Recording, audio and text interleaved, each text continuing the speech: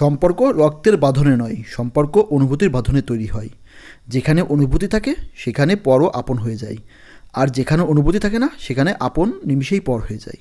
মাঝে মাঝে আত্মার সম্পর্ক রক্তের সম্পর্ককে অতিক্রম করে যায়। কি বন্ধুরা, বিশ্বাস হচ্ছে না তো? আজ আমি আপনাদের এমন একটি গল্প বলতে যাচ্ছি যেখানে একটি মেয়ে 18 বছর পর তার রক্তের বাঁধন তার পিতামাতাকে ফিরে পেয়েও শুধুমাত্র তারা গরিব, তার মনের অনুভূতির অভাবে সে তাদের অস্বীকার করে। বন্ধুরা, ঝর্ণা নামের একটি মেয়ে তার পিতামাতাকে খুঁজে পেতে আরজে কিবরিয়া ভাইয়ের আপন ঠিকানা অনুষ্ঠানে আসেন। সেখানে আরজে কিবরিয়া ভাই অনুষ্ঠানের প্রথমেই ঝর্ণাকে প্রশ্ন করেন, আচ্ছা আপনি তো এখন ভালো পজিশনে আছেন, আপনি তিতুমির কলেজে পড়ছেন, তো এমন যদি হয় যে আপনার পিতামাতা গরিব, খুবই দরিদ্র, তখন আপনি কি করবেন? প্রশ্নের জবাবে ঝর্ণা বলে, পিতামাতা তো পিতামাতাই, সে গরিব হোক আর বড়লোক হোক, আমি আমার শিকড়ের টানে যেতে চাই, আমি আমার মূলকে খুঁজে পেতে চাই, আমি আমার শিকড়কে খুঁজে পেতে চাই। আরজে কিবরিয়া ভাই এই কথা শুনে বলে, দ্যাটস গ্রেট। ঝর্ণার কপালে একটি কাটা দাগ ছিল, যেটা ঝর্ণা অনুষ্ঠানে বলেনি।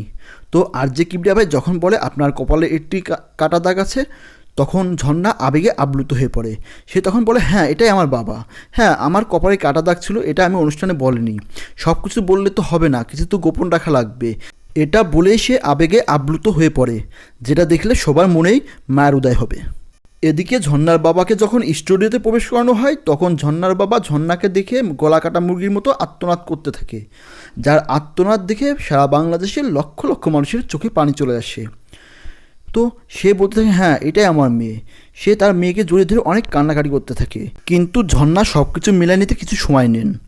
সব কিছু মিলাতে যখন তার বাবা বলে যে আমার এই মেয়েটি হারিয়ে যাওয়ার আগে আমার আরেকটি মেয়ে হারিয়ে গিয়েছিল, তখন ঝর্ণা বলে, হ্যাঁ আমার এটা মনে আছে যে আমার আরেকটি বোনও হারিয়ে গিয়েছিল, সে হারিয়ে যাওয়ার একদিন পরেই আমি হারিয়ে গিয়েছিলাম।